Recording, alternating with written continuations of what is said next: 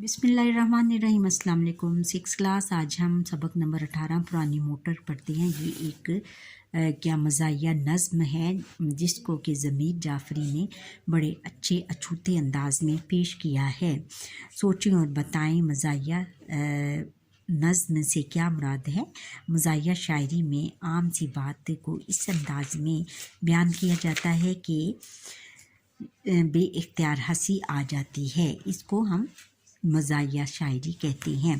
क्या आपको कोई 3 मज़ाहिया शायरों के नाम बता सकते हैं? 3 मज़ाहिया शायरों के नाम ये हैं कि एक तो सैयद ज़मीर जाफ़री हैं और दूसरे अनवर मसूद। अनवर मसूद जो हैं ये पंजाबी के मज़ाहिया शायर हैं, बड़े अच्छे शायर हैं।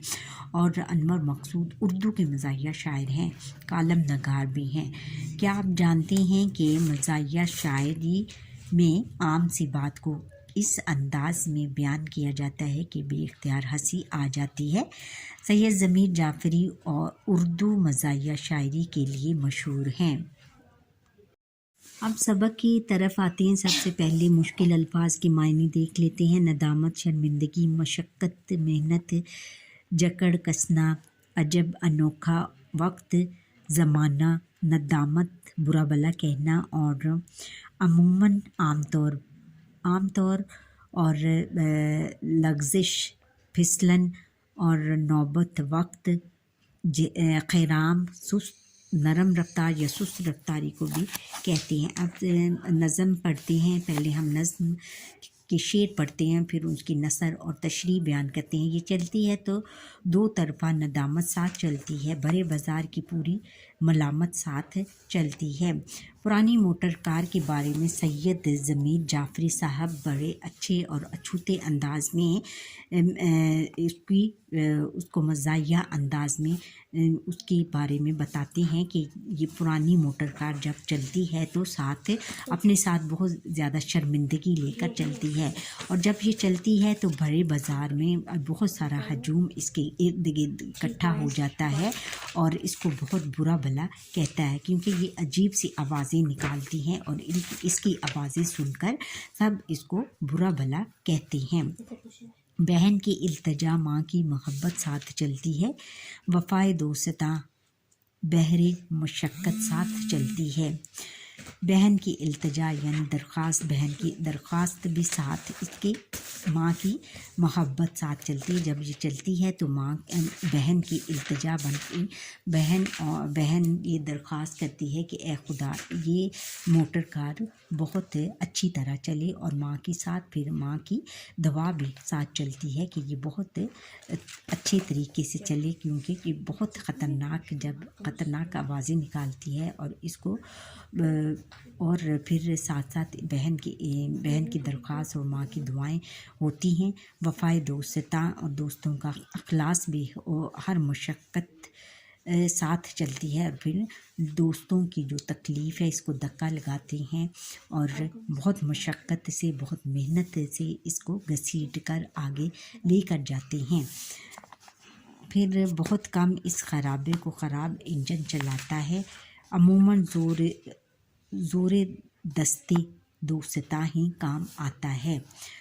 बहुत ख़राबे का मतलब है ख़राब हाल, और इंजन गाड़ी चलाने वाली मशीन, गाड़ी चलाने वाली मशीन। अमूमन ज़ोरे दस्ते दोस्ता ही काम आता है।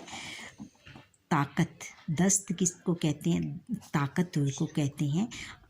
और ये शायर इस शेर में कहता है कि बहुत कम इस खराबे को, इस ख़राब चीज़ को बहुत कम ख़राब हालत में, इसका जो इंजन है बहुत ज़्यादा ख़राब हालत में है और ये बहुत ज़्यादा ख़राब हालत में चलती हुई नज़र आती है। आम तौर पर ये दोस्तों की ताकत इसमें शामिल होती है, इसको चलाने में दोस्तों की ताकत शामिल होती है, यानी इसको धक्का मारने में, यानी ये चलती है तो रुक कर जब चलती है तो इसको धक्का लगाने के लिए दोस्तों की ताकत इस्तेमाल होती है, यानी उनको धक्का लगाने के लिए कहा जाता है।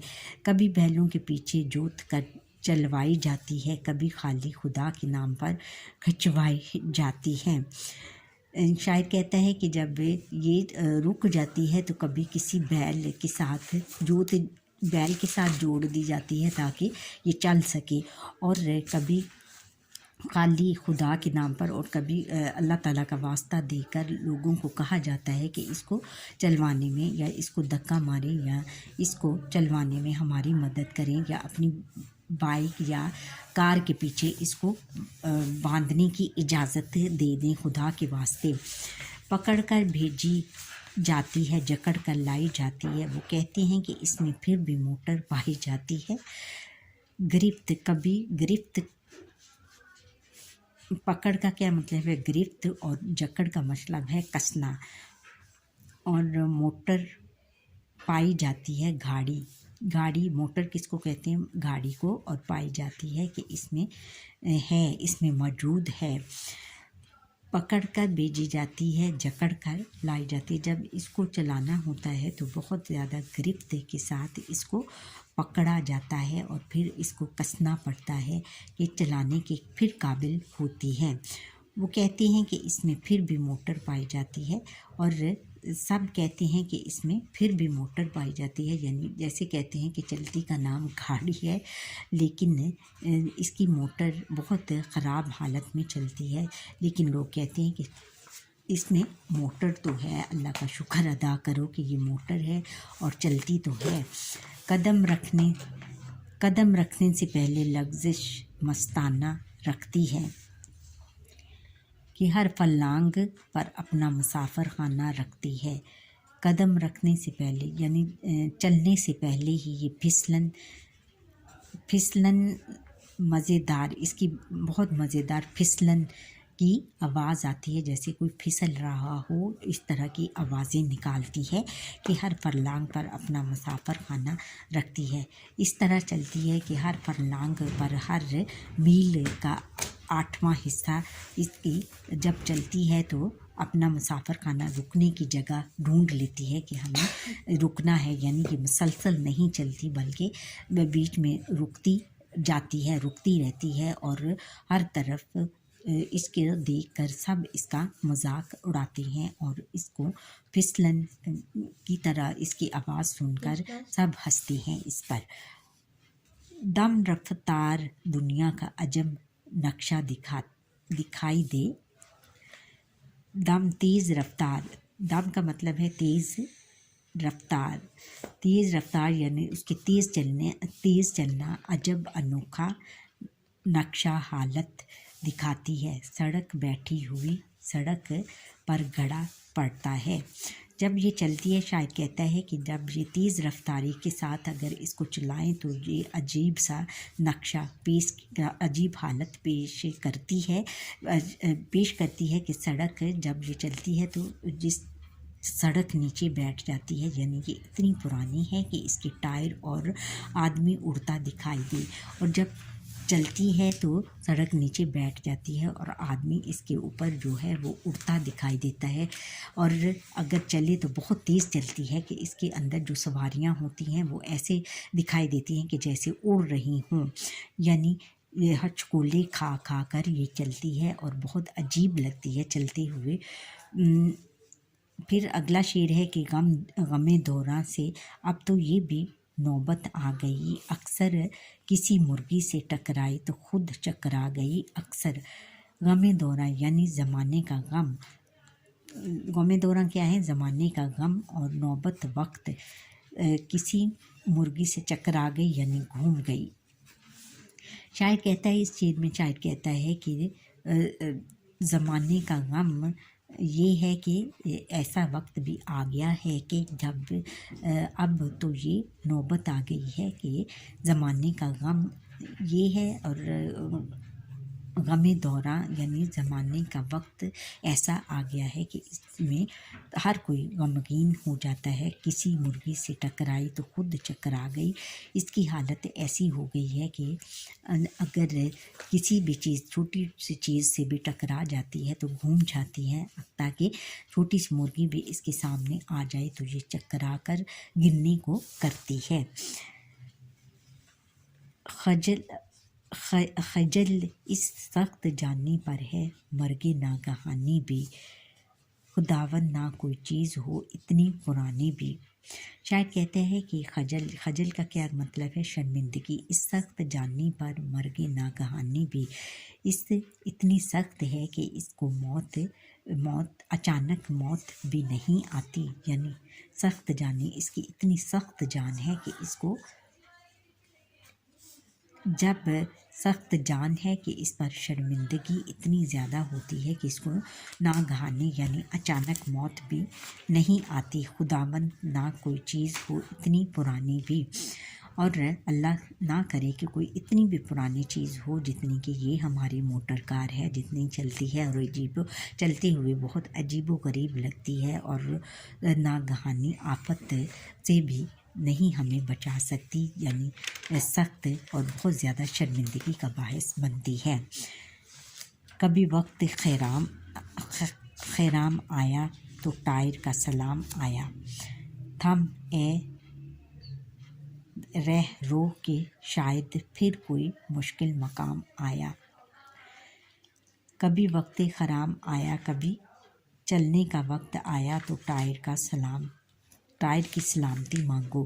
جب چلنے کا وقت آتا ہے تو شاعر کہتے ہیں کہ جب یہ چلتی ہے تو پھر ہمارے ذہن میں یہ خیال آتا ہے کہ ہم اپنے ٹائر کی سلامتی دیکھ لیں، ٹائر وغیرہ چیک کر لیں، اس کی سلامتی بھی ساتھ ہی ہوتی ہے، یعنی ہمیں یہ خطرہ ہوتا ہے کہ کہیں ٹائر اس کا نہ نکل جائے اور یہ ڈرم سے نیچے نہ گر جائے۔ تھم اے راہ رو کہ شاید پھر کوئی مشکل مقام آیا۔ پھر وہ شاعر کہتا ہے کہ اس کی رک جا، تھم یعنی رک جا، رو مسافر یا راہ گیر، کوئی مشکل مقام یعنی جگہ آیا۔ پھر ہمیں یہ ڈر ہوتا ہے کہ جب یہ چلتی چلتی ایسے اٹکولے دینا شروع کر دیتی ہے تو ہمیں بہت زیادہ ڈر لگتا ہے کہ، اور پھر جب سامنے جو بھی کوئی راہگیر یا مسافر آ جاتا ہے تو ہم اس کو کہتے ہیں کہ ذرا رک جا، کوئی مشکل مقام، کوئی مشکل جگہ نہ آ جائے ہمارے لیے، یعنی اس کے لیے مصیبت نہ آ جائے، آپ آگے نہ آؤ اور رک جاؤ، چلے جاؤ یہاں سے، ہمیں اپنی موٹر کار چلانے دو۔ اس میں بہت مزاحیہ انداز میں یہ ان کی بہت ایک شاہکار ہے سید ضمیر جعفری کا، جس میں انہوں نے پرانی موٹر کار کے بارے میں بہت مزاحیہ انداز میں اس کی حالت کو بیان فرمایا ہے۔ ٹھہریں اور بتائیں، شاید کار بیلوں کے پیچھے جوت کر کیوں چلوائی جاتی ہے؟ شاعر کی کار بیلوں کے پیچھے جوت کر کیوں چلائی جاتی ہے؟ اس لیے چلائی جاتی ہے کہ اس کے ٹائر بھی ایک بہت زیادہ پرانے ہیں اور یہ ہچکولے لے کر چلتی ہے۔ کبھی اس کی موٹر بند ہو جاتی ہے تو کبھی اس میں سے پیٹرول ختم ہو جاتا ہے، پھر اس کو چلوانے کے لیے بیلوں کے پیچھے جوتنا پڑتا ہے، بیلوں کے پیچھے لگانا پڑتا ہے تاکہ یہ چل سکے اور ہم اپنی منزل مقصود تک پہنچ پائیں۔ ٹائر کا سلام آیا سے کیا مراد ہے؟ ٹائر کا سلام آیا سے مراد ہے کہ اس کی سلامتی چاہنی ہوتی ہے، کہ ہمیں ٹائر کی سلامتی کے لیے بھی دعا کرنی ہوتی ہے۔ اچھا بچوں، اب اس کا جو ہے مرکزی خیال بیان کرتے ہیں۔ پرانی کار کا چلانا مشکل کام ہے، یہ ندامت میں مبتلا کرنے کے سوا کوئی فائدہ نہیں دیتی۔ اس کا انجن جواب دے چکا ہے، لہٰذا اس کو چلانا اپنی شامت بلانا ہے۔ خلاصہ، اس نظم پرانی موٹر میں شاعر سید ضمیر جعفری نے مزاحیہ انداز میں پرانی موٹر کی خصوصیات بیان کی ہیں کہ یہ جہاں بھی جاتی ہے صرف شرمندہ ہی کرواتی ہے۔ اس کے خراب انجن کی وجہ سے نہ صرف بہن اور ماں کی دعاؤں سے سفر طے کرتی ہے، یہ اکثر جگہ جگہ رک جاتی ہے، پھر دوست یا ارد گرد کے لوگ اسے دھکا لگاتے ہیں تو یہ چلتی ہے۔ کبھی اس پر گھڑا بن گیا۔ اس کی خراب حالت دیکھ کر یوں لگتا ہے کہ جیسے کسی مرغی سے ٹکرائی ہو تو خود چکرا جائے گی۔ اسے اے خدا کوئی چیز اتنی پرانی نہ ہو کہ جب کبھی اسے چلنے کا کہو تو ٹائر کی ہوا نکل جاتی ہے۔ پھر مسافروں کو روکا جاتا ہے کہ پرانی موٹر پر کوئی مشکل وقت آ گیا ہے۔